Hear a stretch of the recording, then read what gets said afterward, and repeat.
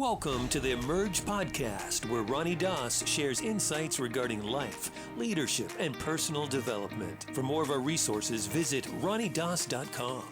Now, let's join the podcast. Hi there, this is Ronnie Doss. My team and I are really excited that you decided to stop by. You know, I've spent the last decade working with individuals from all over the world to help them transform their thinking and enhance their life experience. Not only do I train teams at some of the most successful companies and organizations in the world, I offer coaching programs specifically designed for individuals much like yourself that are committed to increasing productivity and achieving personal goals. I've had powerful mentors along the way that have taught me principles that absolutely shifted how I was living my life, and those principles I want to share with you. My passion is people, and there's nothing more exciting than seeing a life transformed for the better. This is what I've decided to give my life to. So hop over to ronniedoss.com to check out some of the video programs I personally designed to help you build stronger relationships, improve your communication skills, and develop an intentional mindset. I know these resources will assist you in finding a greater sense of purpose, staying focused on what matters, and breaking through old mental barriers. Get ready. This is your time. So I want you to consider something as it pertains to chaos. Because if you're listening to this right now, you'd probably say that over the last 2 to 3 months, there's been quite a bit of chaos going on around you, whether it's at home with your family, having to homeschool, keep your kids at home if you have kids, or maybe it's at work, you're not going into the office. Maybe it's changed your business, the structure, how you have to do things. I think it's impacted pretty much everybody in a lot of different ways. And it feels like it's chaos. But yesterday I was looking at some numbers, and I found something that I knew, but I wanted the specifics on it, so I researched it. And that is that we live on planet Earth. And Earth is ultimately like a rock that is spinning at the equator. They say that the Earth is spinning around the equator, the center of the Earth, at about 1,000 miles per hour. So we're on top of a rock that's spinning at 1,000 miles per hour. And that rock that is spinning is also revolving around the sun at 67,000 miles per hour.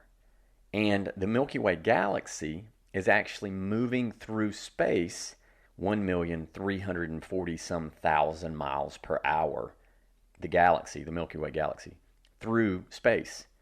And so it's an unbelievable thing to realize that this is all very, very chaotic. And yet we don't see it because we don't feel it. Because we're on the Earth with the way gravity works and how the Earth is spinning, we don't feel it.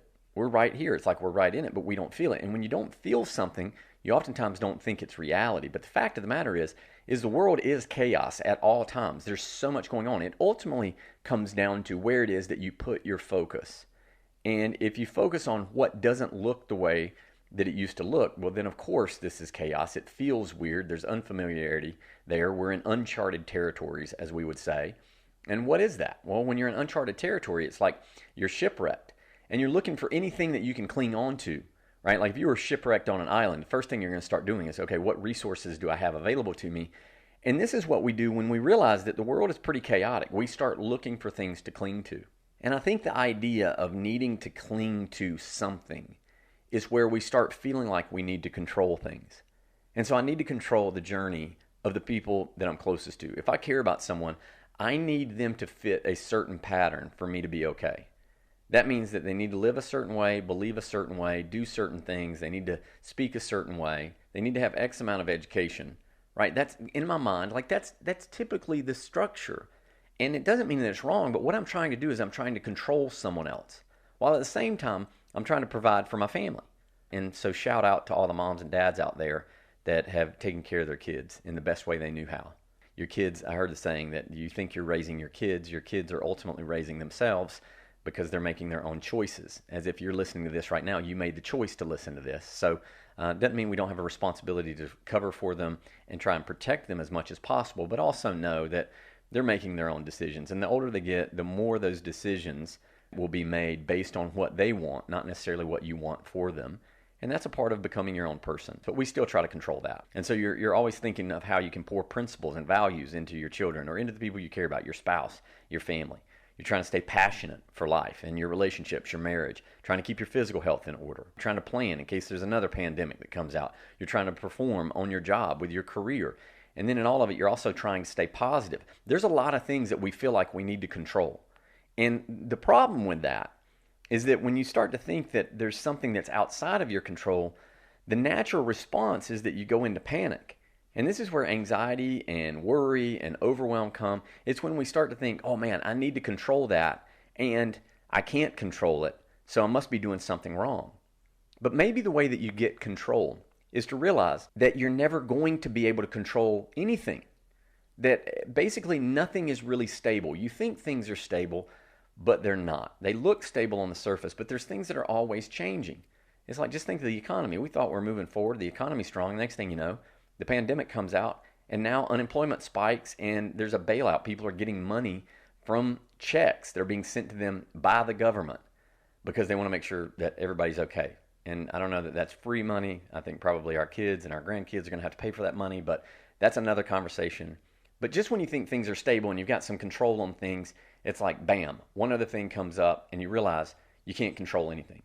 And so maybe understanding that our pursuit of such a positive, controlled experience is the thing that causes us such a negative experience. And that doesn't mean that you stop trying to be positive at all. I know the power of positivity, the power of positive thinking. I know all that, but maybe sometimes thinking that this is supposed to positively look a positive way, maybe that's the thing that causes us to feel so negative and so poor and so overwhelmed and anxious and even sad or depressed. And I read something, this was just the other day, and it was a Harvard pharmaceutical publication, but that women between the ages of 40 and 50 in the United States, there's a chance, I think it's 23% of women in that age bracket are on antidepressants. And that women are 2.5 times more likely to take antidepressants than men. And, I'm thinking about that. I think it's because women are so much smarter than men, for the most part. If you're married, you know that, probably, like, you get it. I know that's the case in my case. But, it's like women feel things. They have an intuition. Men are just kind of, sometimes we can be a little bit dumb. We just put our head down and we do the work. And that's a good thing. But I think women feel things more, and I think that can cause women to feel more vulnerable to the chaos and the uncertainty that's going on around us. And the more you see all the chaos and the more you're exposed to it, because it's like now you turn on the internet or the television, you're going to see something about this COVID thing. You're going to see something about the economy. They're going to see something about the fears of the next wave. You're going to see the people that are dealing with now unemployment and really suffering. And it's like, in this world, where you put your focus, it's going to determine so much of what you feel. And once you feel something, that ultimately what makes something your reality. Like, nothing is really reality until you feel it. It's like even the pandemic thing. It's like people don't really understand it. Nobody thought about it when it was in China. Nobody thought about it when people were discussing this being overseas. But when it comes knocking at your door and it starts to cause you to feel something, then it becomes very real.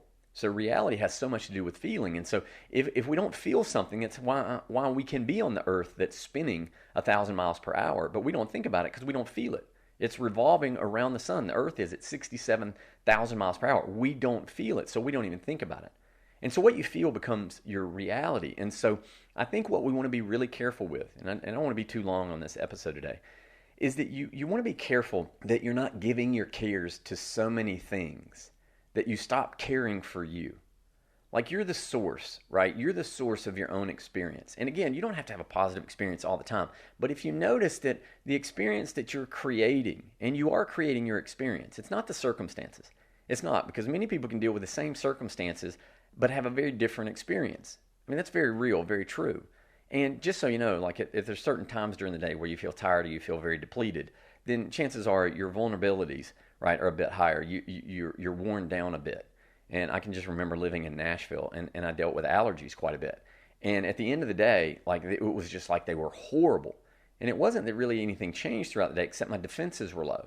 And because I was tired, right, I had worked through the day, I'd done family stuff, and at the end of the day, you're tired, your defenses are low. It's like these things have much more power over you. And so when you try to care for too many things, and you stop caring for you and protecting you, and really looking at where you're putting your attention, I think you become vulnerable to things that maybe don't have the power that we believe that they do, or that they at least should have. And so, if you start to think that you have to be the hero for your family all the time, anybody that's struggling in your family, you have to be the hero there. Anybody that's struggling in the community, you got to get out there and you got to do something about it all the time. Like anytime you see someone having a hard time, that you're the one that goes and you take care of them. And the next thing you know, you haven't taken care of you. Then that's a recipe, what I say, for disaster. And so you got to get clear that you're not trying to be the hero or give too much of your care to too many things. Now you might say, well, Ronnie, then who gets to decide? Well, you get to decide. That's the beauty of it. Today you get to decide. Like, where am I putting my cares and my concerns? Is it on things that are tapping me out and causing me to feel empty? Because if that's where I'm putting my focus, then maybe I need to put it back focusing on myself and doing what I need to do to fill myself up again and to be okay, and then go pour out. Stop trying to pour out from what is already empty. You can't pour out unless something's been poured in. And if you're not careful, giving all your concerns to so many other things, the next thing you know, you got nothing for you. My wife's a great example for this. She exercises. She works out every day. That's her deal. That's her time to get away. That's time for her to develop her. And we all have to have that. I coach a lot of people during the day. I have to have my quiet time. I've got to rest. I got to take care of me, or else I can't pour out into other people. And maybe at this point you're realizing, man, this is tapping me out. Then I would say, stop giving your cares and your concerns to so many things. If you have to, sit down, take a deep breath, pull it all back in, and ask yourself, what are the most important things? And how much time can I give to those things each day? And if part of it is you, which it should be the most important thing, then you got to figure out how much time you're going to give to you. And that might mean resting, it might mean praying, meditating, reading, doing something to where you are receiving so you can pour out something and give something of yourself. I had a mentor that used to say, you can't export something that's not homegrown.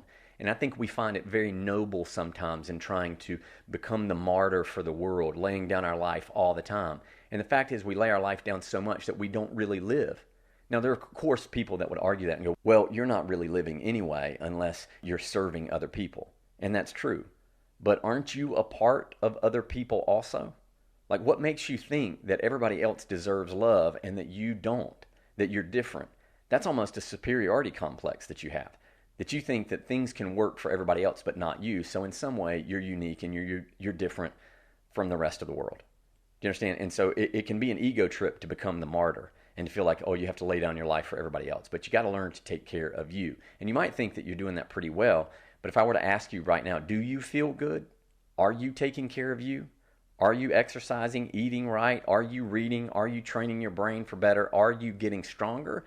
Or are you just tapped out? And is that the pattern that you tend to have in your life, to where you don't take care of you? You think there's something noble about doing for everybody else all the time, but you don't do anything for you? Like, how are you really doing for other people? And are you doing as much for other people as you could if you felt better? Like, I'm a better dad when I feel good. I'm a better husband when I feel good. So what does that mean? Got to take care of myself. Figure out what that looks like and give some time to you. You are worth the work on yourself of training your brain to find the right perspectives and develop the right narrative. And as I was telling a friend of mine earlier today, that when I know I'm tired and I'm depleted, I play the quiet game, which means I'll tell myself to shut up, which means I'm not going to critique myself. I'm not going to assess my behaviors and how well I did it when I'm really tired. I know that I've got to take care of me.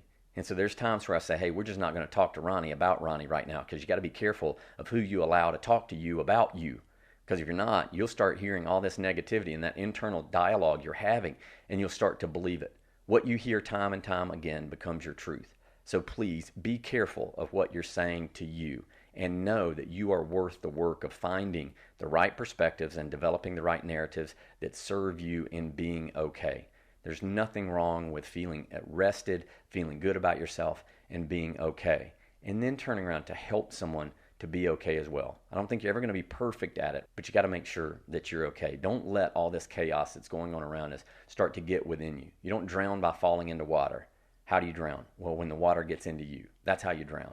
And so be cautious, work on that, setting some boundaries and being clear on how you can take care of you. And I think things will go better for you. This is Ronnie Doss. Thank you so much for being on today. If you enjoyed this, please share it with someone else. Our downloads are going up, but please share it. Rate the podcast if you can there. That makes a huge difference for us as well. If you want to know more about some of our resources, again, RonnieDoss.com. We got some great stuff on there to help you along the way we're excited about the future. We know there's been a lot going on, but we're still believing for the best. We believe the best is still yet to come, and we can make this thing happen. So again, you guys are awesome. God bless you. I look forward to talking to you again really soon.